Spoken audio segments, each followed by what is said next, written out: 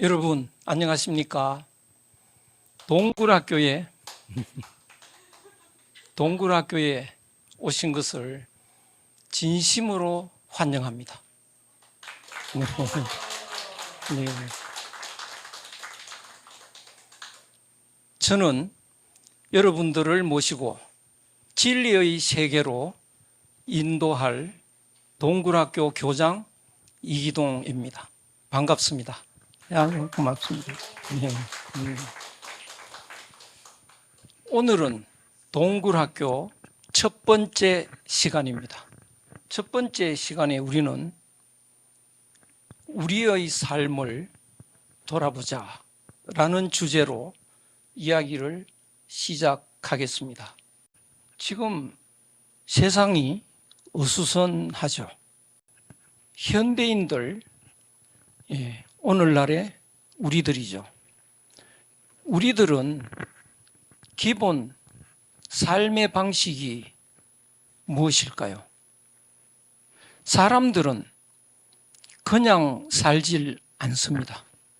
자기가 사는 방식을 자기 마음에 담아두고 그 방식대로 살아갑니다. 옛날에 어떤 여인은 자기 남편 이외에는 어떤 남자하고도 손을 잡지 않겠다라는 방식을 집어넣었습니다. 그러다가 나루터에서 배를 타고 가는데 배사공이 손을 잡았습니다. 그래서 물에 빠져 죽은 사실이 있습니다. 그러니까 그 여자의 삶의 방식은 자기가 다른 남자하고는 손을 잡지 않는 것, 그 원칙대로 사신 거죠. 그런데 요새는 어떻을까요? 남녀 차별도 없고 반가우면 먼저 악수를 하는 거죠. 삶의 방식이 다른 것은 삶의 방식을 다르게 마음속에 담아두어서 그렇습니다. 그럼 오늘날 현대인들은 거의 대다수가 공통적인 삶을 살아가는데요. 그 삶의 방식은 무엇일까요? 어떤 방식인지 생각이 안 나나요? 바로 서구 근세인들의 삶의 방식입니다. 우리들은 그냥 살아가는 것 같아도요, 어릴 때부터 지금까지 생각해 보면 노래를 불러도 서양의 노래를 불렀고요. 그림도 서양의 그림을 그렸습니다. 그리고 공부하는 내용들도 서양에서 들어온 것을 했습니다. 그래서 우리는 우리를 잘 모르게 되었습니다. 우리 것을 배우지도 않았고 생각해 보지도 못했습니다.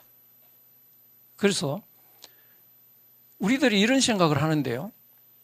제일 좋은 정치제도는 뭐라고 생각합니까? 대답할 필요가 없죠. 민주주의 아닙니까? 민주주의의 꽃이 뭐라고 생각합니까? 선거제도, 그렇죠? 그런데 제가 보니까요, 선거제도보다 나쁜 제도가 없는 것 같아요. 왜 그런 말을 하느냐? 성균관대학교, 제가 몸담고 있었던 성균관대학교에서 한때 총장을 선거로 뽑은 적이 있었습니다. 그때는 학교가 어수선하고요, 반으로 나누어져 가지고 맨날 싸움박질이고요, 험담하고 정신이 없었습니다. 근데 어느 날 선거제도를 그만두고 총장을 재단에서 임명했습니다.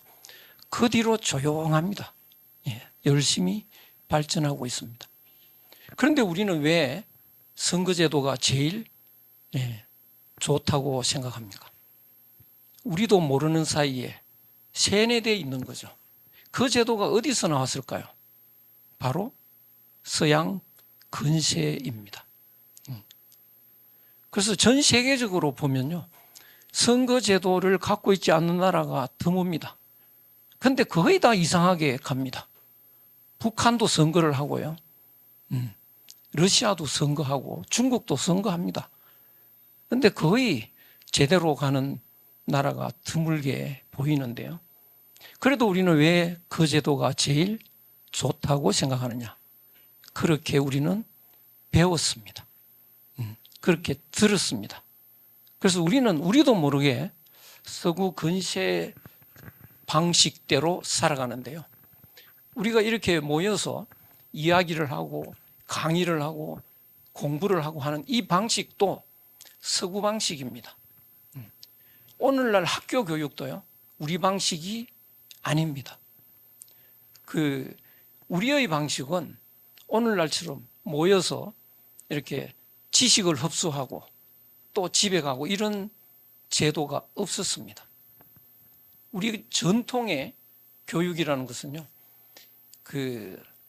사람 되는 교육이었기 때문에 지식을 위주로 하는 게 아니고요, 가슴을 바꾸는 거라서 수련을 했어야만 합니다.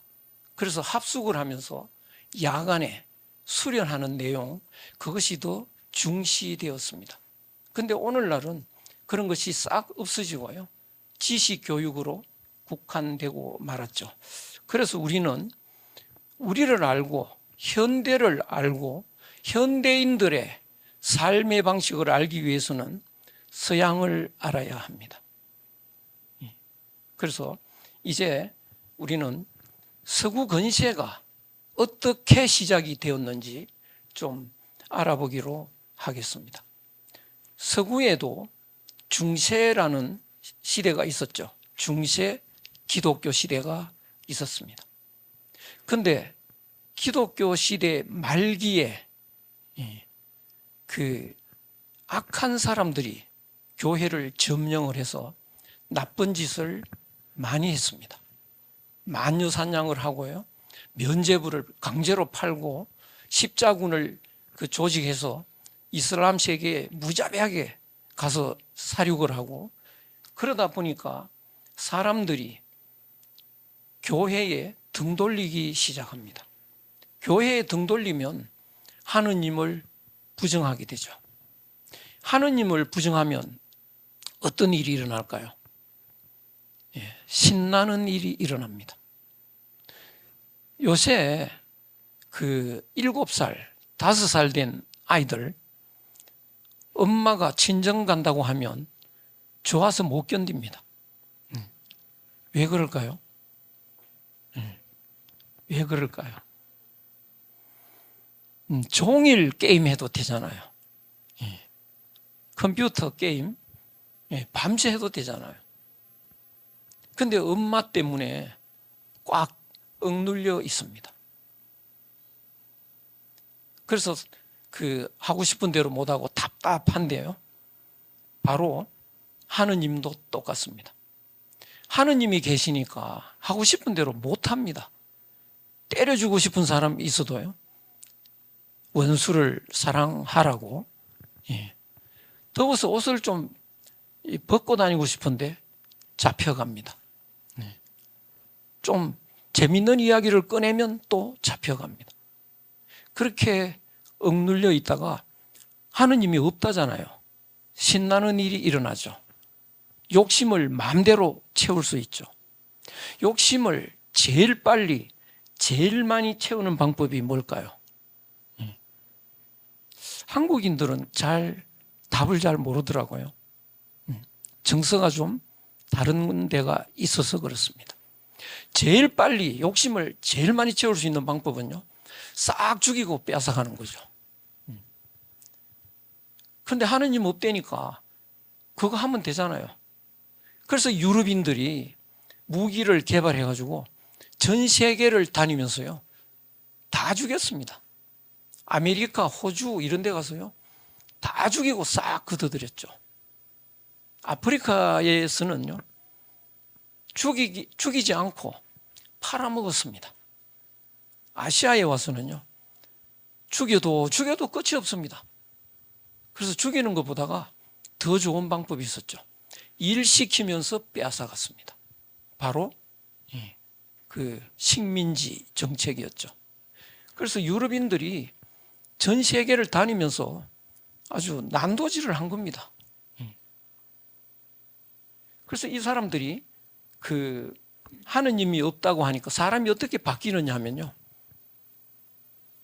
나는 누군가. 전에는 그런 의문이 없었습니다. 나는 누군가요? 정해져 있죠. 하느님의 아들이죠. 또는 딸이죠. 그럼 우리는 어떤 관계일까요? 형제 자매 아닙니까? 서로 사랑하고 용서하고 이렇게 살아야 되죠. 그런데 하느님이 없다니까 나는 누굴까요? 모르겠습니다. 그렇죠? 암만 생각해도 모르겠습니다. 그래서 결론이 뭘까요? 나는 생각한다. 고로 나는 존재한다.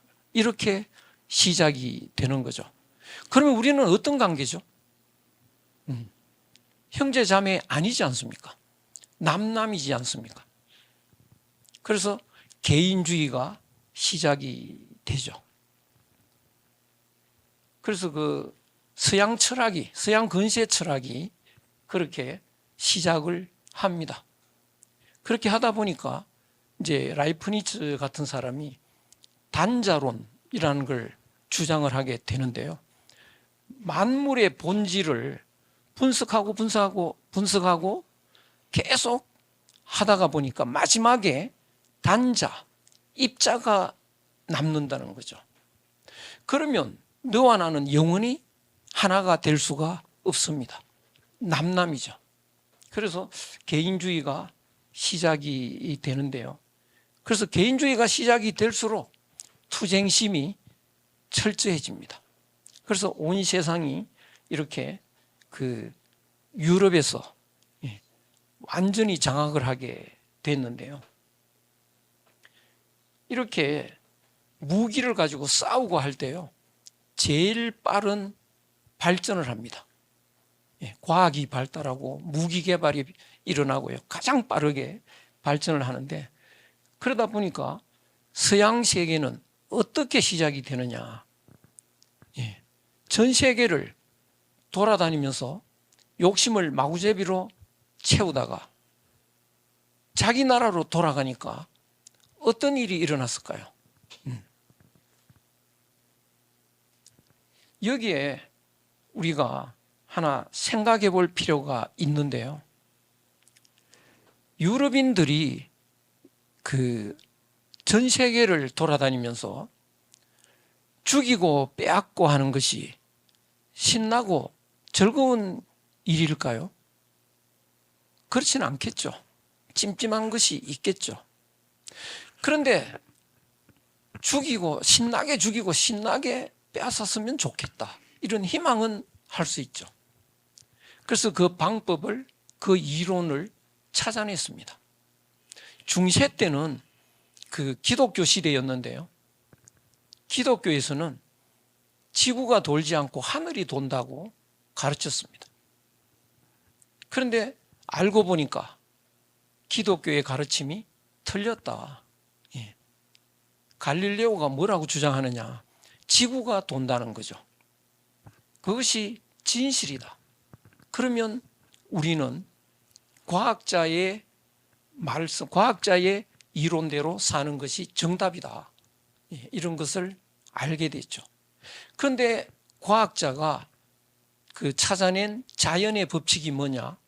약육강식입니다. 그 유럽인들이 세계를 돌아다니면서 엄청난 사륙을 할 수 있었던 이론적 무기가 바로 약육강식입니다. 그러니까 내가 강자니까 약자를 죽이고 빼앗는 것은 자연의 법칙이고요, 진리 아닌가요? 그래서 신나게 그렇게 해왔던 거죠. 그러면 그 약자가 강자한테 죽는데 그 이유가 뭘까요?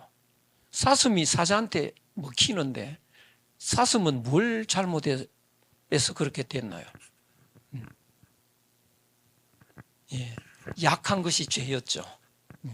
약한 것이 죄입니다. 그래서 그 이론이 서구인들의 바탕에 깔려 있습니다. 일본이 한때 중국에 가서요, 이 남경에서 수십만을 죽인 일이 있습니다. 그때 그 일본 군인들한테요, 주입시킨 이론이 바로 약육강식입니다. 강자가 약자 죽이는 것은 너무나 당연하다. 그 이론에 무장이 돼가지고요, 무자비하게 죽였습니다. 내기도 했는데요, 내기. 누가 100명의 목을 빨리 치느냐, 그걸 가지고 돈 내기, 술 내기 뭐 이런 거 합니다. 예. 그렇게 하는 바탕에 이제 약육강식이 있는데요. 그래서 이 서구인들이 지구상을 돌아다니면서 그런 그 약육강식의 이론으로 무자비하게, 예, 그렇게 사륙을 한 뒤에 자기 나라로 돌아가니까 자기들이 약자가 돼 있는 거죠. 누가 강자였나요? 왕이죠, 왕. 그러면 약자가 사는 방법이 뭘까요? 서양 사람들은요, 금방 답이 나옵니다.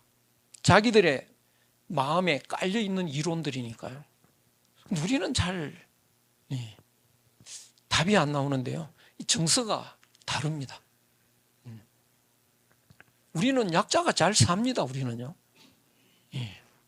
강자가 때리면 소리 지릅니다. 왜 때려 덤비고 이러는데요, 약육강식의 이론이 아닌 거죠.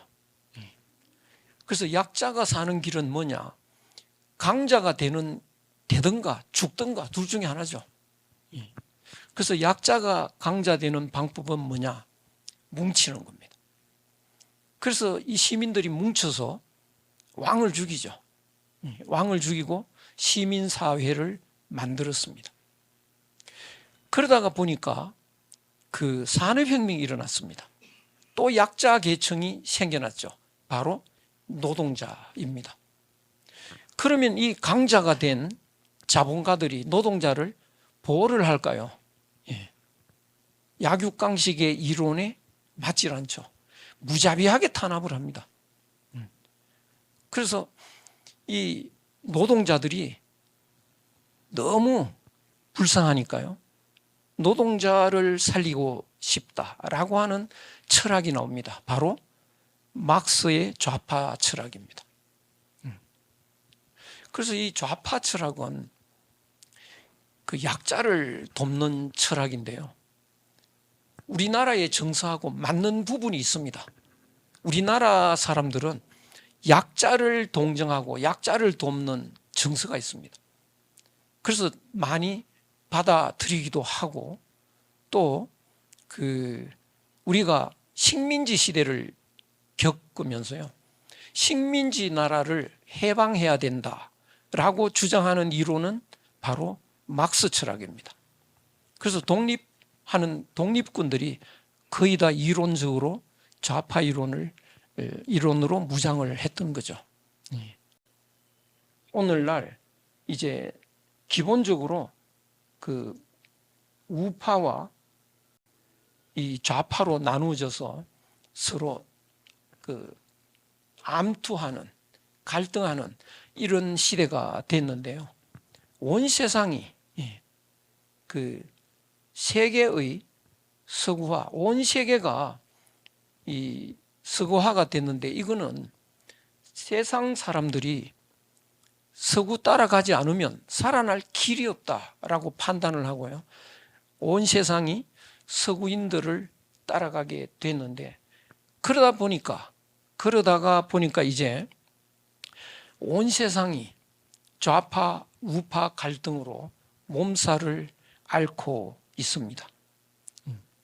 우리나라에는 우파는 없습니다. 그 우파는 어떤 것이 우파냐 하면요, 약자를 잔인하게 탄압하고 죽이고 빼앗고 할 수 있는 사람들이 우파입니다. 우리나라에는 그런 사람이 없죠. 그래서 좌파가 있고 좌파 아닌 사람들이 있고 이런 정도인데요, 그래서 지금 온 세상이 우파 좌파로 나뉘어져서 갈등을 일으키고 있는데요. 둘 다 문제가 있습니다. 무슨 문제일까요? 둘 다 무엇이 잘못됐느냐 하면 욕심을 채우는 것, 그것이 바탕입니다. 좌파나 우파나 공통점입니다. 그래서 그 좌파도 이 욕심 채우는 것이 목표이기 때문에 욕심을 채우기 위해서 뭉쳐서 이제 편을 가르는 거죠. 가진 자와 가지지 않은 자, 유산자와 프롤레타리아, 이렇게 편을 갈라서 싸우는 겁니다. 그런데 또 하나의 문제점은요, 편을 갈라서 싸워서 이기면 이제 목적 달성을 했는 건데요, 그 순간에 욕심이 커진다는 사실을 몰랐던 겁니다. 아주 쉽게 우리가 생각을 해보면 그 깽단이 말이죠, 은행을 털기로 합니다. 은행에서 한 500억을 털자. 그러면 한 5명이 똘똘 뭉쳐서 은행을 터는데요, 그래서 털어서 100억씩 가지자. 모두 만족을 합니다. 100억만 가지면 소원이 없겠다. 그래서 목숨을 걸고 똘똘 뭉쳐서 성공을 합니다. 그래서 100억을 이제 한 사람이 가지고 언덕 위에 올라가서 기다리고 있습니다. 그래서 다 모여서 나누어 가질 수가 있을까요? 500억 들고 있는 사람이 보면 마음이 바뀝니다. 다 가지고 싶은 거죠. 그러면 어떤 일이 일어날까요? 피투성이가 돼서 싸웁니다. 목숨을 함께 했던 동지인데요, 목적 달성한 뒤에 피투성이가 돼서 싸우죠. 그 좌파가 달성한 정권이 소련입니다. 소비에트 연방. 그 소련이 동구권 이 공산 국가들 무자비하게 착취하고 탄압하고요, 그거 너무나 심합니다. 그래서 사람들이 이제는 좌파도 믿을 수가 없다. 그러면 믿을 수 있는 것이 뭐냐? 돈밖에 없습니다. 그래서 전 세상 사람들이 극도의 이기주의로 바뀌어버렸습니다. 그래서 극도의 이기주의가 되면 어떻게 되느냐? 사람의 마음이 파괴가 됩니다. 믿을 사람 없습니다. 친한 사람도 없어집니다. 자기 이익을 위해서 못할 짓이 없습니다.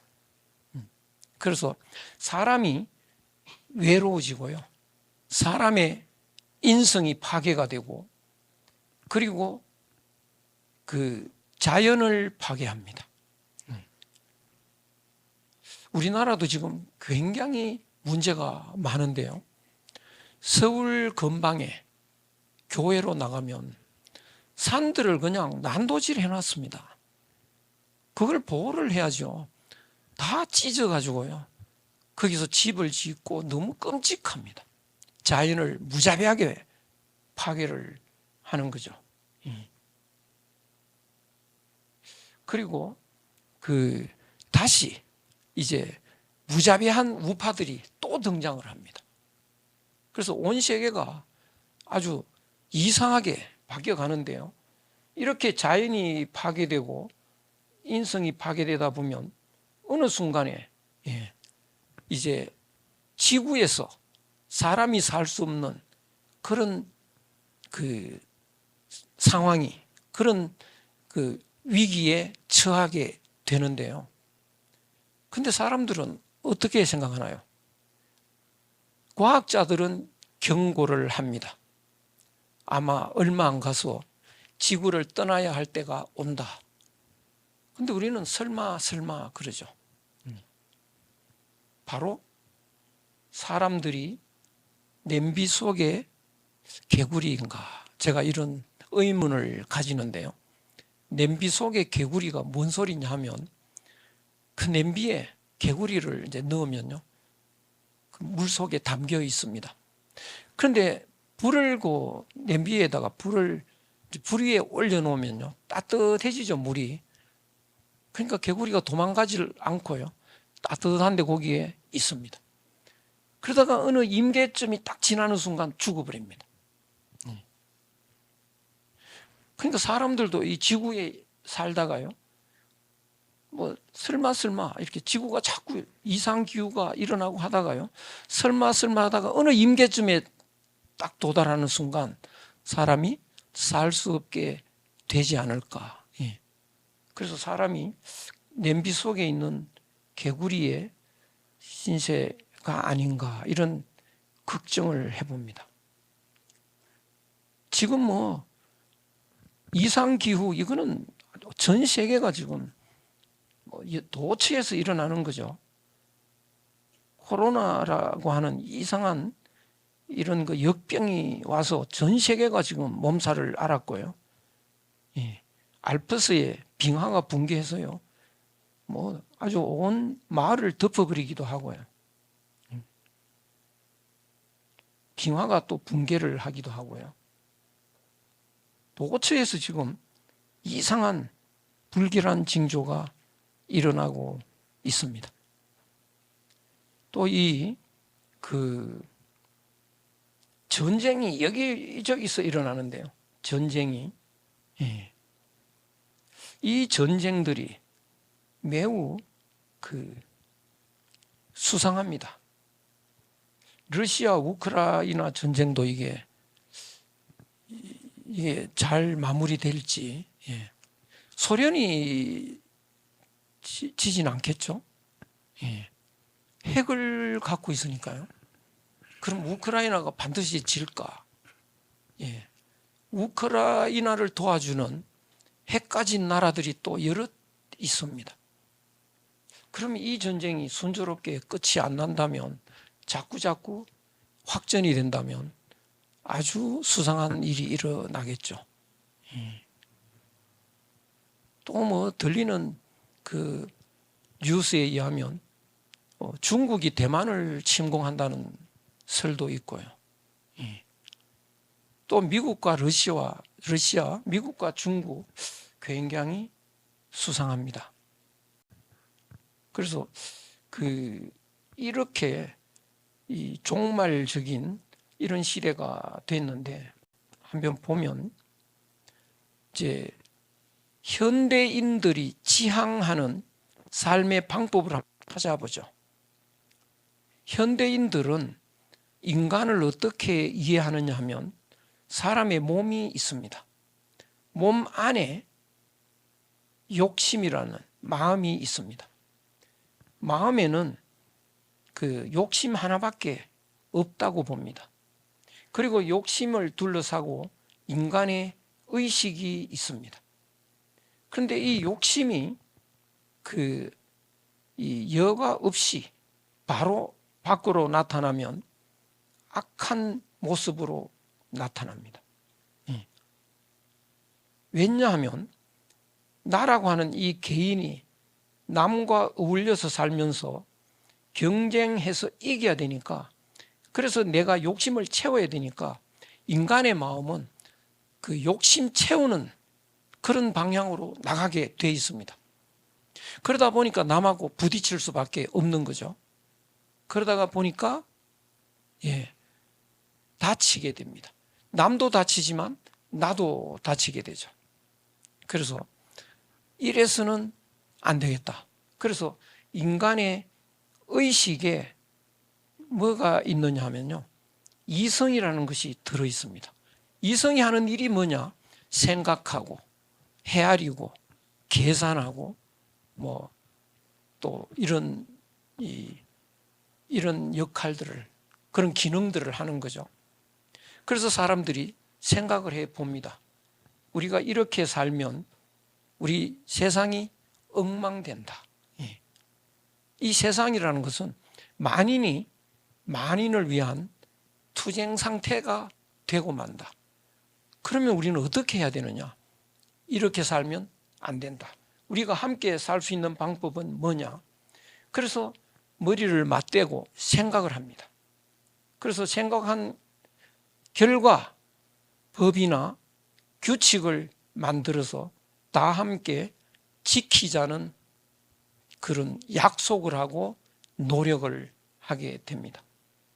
그래서 그 이성적인 절제를 해서 법과 규칙을 지키면 이제 남과 싸우지 않고 조화롭게 살게 되는데요. 그렇게 조화롭게 되는 삶의 방식으로 나가는 마음이 위선인 거죠. 본심은 악으로 가게 돼 있는데 절제를 해서 마음이 바뀐 선이죠. 그래서 이것을 위선이라고 하는데요. 그래서 현대인들에게는 위선이 굉장히 중요합니다. 우리나라 사람은 위선 그러면 그게 바람직한 삶은 아닌데요. 그러나 오늘날 사람들은 위선을 하지 않으면 악을 하게 되기 때문에 반드시 해야 되는, 노력을 해서 조화를 이루는 그런 선한 삶을 살아야 합니다. 그러나 지켜야 될 법과 규칙을 지키면서 이겨야 되는 거죠. 이 방법이 페어플레이라는 건데요. 페어플레이. 현대인들이 지향하는 삶의 방식은 페어플레이인 거죠. 그런데 안 지키면서 싸우는 사람이 있다면 누가 이길 것 같아요? 안 지키는 사람이 이기겠죠. 우리는 마주 서서 열을 셀 때 총을 쏘기를 하자. 그래서 하나, 둘, 셋 이럴 때 쏴버리면 이기죠. 그런데 그건 규칙을 어겼기 때문에 비난을 받습니다. 그래서 이제 그건 참아야 됐는데요. 어겨도 비난받지 않을 수 있는 방법으로 어기면 됩니다. 법을 안 지키면서 경쟁하면 이길 수 있는데요. 법을 어기면 이제 잡혀가는데 법을 어겨도 안 잡혀가는 방식으로 어기면 됩니다. 어떻게 안 잡혀가는 방법으로 어길 수 있나요? 증거를 안 남기면 됩니다. 그러니까 증거를 안 남기고 법을 어기는 연구를 하는 사람을 당할 수가 없는 거죠. 그래서 이 사람들이, 그런 사람들이 자꾸 생겨납니다. 그러니까 우리는 이제 믿을 사람이 없어지는 겁니다. 한국에 태권도 사범이 이탈리아에 가서 태권도 도장을 차렸습니다. 근데 마피아가 연락이 왔습니다. 돈을 얼마 가지고 어디로 보내라. 태권도 사범에 자존심이 있잖아요. 보낼 수 없죠. 태권도 사범인데요. 그래서 안 보냈습니다. 결과가 어땠을까요? 예측이 됩니까? 너무 참혹합니다. 며칠 후에 죽었습니다. 그러면 그 경찰이 범인을 찾아야 되잖아요. 찾을까요? 안 찾을까요? 안 찾습니다. 그러니까 이제 법치가 안 되는 시대가 됐습니다. 그래서 법치의 한계입니다, 이게. 그래서 이 사람들이 말이죠, 여기서 이성적인 절제를 해서 이 참된 제대로 된 삶을 살려고 하는 것, 이것은 이 지킬 수 없는 것이 되는 겁니다. 개인적으로도 사람이 이제 새해가 되면 올해 나는 담배를 끊겠다, 뭐 이런 분이 있거든요. 그런데 며칠이 지나면 담배를 피우고 싶은 욕심이 확 커져 있습니다. 그 커지는 욕심을 절제력이 못 따라갑니다. 그러면 어떻게 되나요? 또 작심삼일이죠. 며칠이 있다가 또 피울 수밖에 없습니다. 그런 사람을 중독자라고 하죠. 그래서 중독자가 많습니다. 도처에요. 근데 우리들은 중독자가 아닌데요. 사실은 우리들도 중독자입니다. 무슨 중독자일까요? 돈에 중독이 돼 있습니다. 근데 왜 중독자라고 안 하느냐? 온 세상 사람이 다 중독자면요, 중독자라고 안 하죠. 그래서 그 사람들이, 이런 서구인들이 말하는 그 사람들이 살아야 되는 방법, 이 방법은 이제 안 통하는 시대가 왔습니다. 그럼 이제 사람들은 불안을 떨칠 수가 없습니다. 그리고 도처에 폭력적이고요. 사람을 만나는 것도 무섭고요. 우울하게 됩니다. 친구를 만나도 유쾌하지 않습니다. 그래서 사람들이 우울증에서 벗어나기가 어렵습니다. 그리고 고독한 인간. 사람들이 왜 고독할까? 배고플 때는요, 힘을 합쳐서 일을 해야 되죠. 그래서 친구가 많습니다. 근데 배가 부르고 나면 친구들하고 모여서 일할 필요가 없습니다. 오히려 친구는 경쟁자입니다. 학교 다녀도 성적 경쟁의 경쟁자고요. 입사 동기도 승진 경쟁의 경쟁자고요. 그러니까 친구가 다 경쟁자일 뿐입니다. 그래서 사람들이 고독해지는 거고요. 그리고 개인주의라고 하는 것은 우리가 남남이라고 하는 건데요. 남남이라는 개념을 한국인은 갖고 있지 않습니다. 남남이라고 하는 것은 그 상대가 나한테 무슨 짓을 할지 모르는 이런 그런 생각이 들어야 남남입니다. 그러니까 온 세상 사람이 남남이라고 할 때는 몹시 불안하고 긴장되고 그렇습니다. 그래서 늘 혼자 있고 싶고요. 사람 만나는 것이 두렵고 이렇게 되고요. 혼자 집에 가서 개하고 노는 이런 시대로 바뀌었습니다. 그리고 왜소한 인간, 이것이 무슨 소리냐 하면요, 나라는 것은 뭐냐, 이 몸 중심으로 판단을 합니다. 이 몸 안에 내 마음이 있고요. 그래서 몸과 마음이 나라고 하는 건데요. 이 나는 얼마나 왜소한 존재인지 지구만 두고 보더라도 70억이 살고 있죠. 그럼 나는 70억 분의 1이죠. 70억 분의 1은 얼마가 될까요? 거의 0입니다. 0.000 거의 0이라고요. 그러면 사람의 존재는 거의 제로인 거죠. 0인 거죠. 그럼 사람 하나 죽인다는 것은 0을 제거하는 거죠. 전혀 이상할 것도 없습니다. 근데 지구도요, 저 다른 별에서 보면 별보다도 작은 요런 작은 데인데 그 작은 안에서 또 70억 분의 1밖에 안 되는 나라고 하는 존재는 너무 왜소하죠. 그래서 사람이 너무 왜소하다 보니까 흔들립니다. 부평초 같이 이런 흔들리는 불안한 삶을 살아갑니다.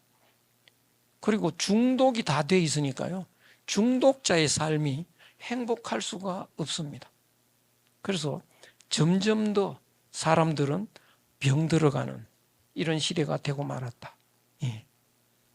사람들은 사기꾼에게서 벗어날 수 있을까요, 우리가?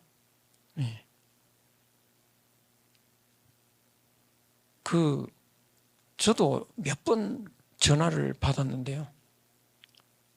우리 아들하고 음성이 똑같아요. 아빠, 이런데 너 왜 어디서 전화하냐? 돈 7천만 원 그 빚 필요한데 뭐 자기가 여차저차 이야기를 합니다. 속겠더라고요, 그거. 예. 그게 어딨냐, 내가 그 만나서 이야기하자, 쫓아갈게. 현금은 없지만 어떻게 은행에 가서 한번 빌려보면 되지 않겠냐. 자꾸 간다고 하니까 이제 왜 올라고 그래? 그러면서 이제 옆에서 누가 그건 어떻게 음성이 그렇게 똑같을까요? 그런 사기꾼이 쫙 깔렸습니다. 거기서 우리가 벗어날 수 있을까? 폭력배에서 안전할 수 있을까요? 정말 겁나는 세상이죠. 뭔가 좀 시키는 대로 안 하면 당신 아들이 있어? 또 이러고요. 딸이 있어? 몇 살짜리지? 뭐 이런다고요. 은근히 겁이 팍 납니다. 그래서 이 세상살이라는 게 너무나 불안하고요. 너무 외롭고, 너무 보잘것없고 부평초 같은 이런 시대가 되었습니다. 그래서 우리 첫 시간은 우리의 현실을 좀 생각해보는 시간이 되었는데요. 어떨지 모르겠습니다. 그래서 이걸 어떻게 우리가 헤쳐나갈 수 있는지 해답을 찾아야 되는데요.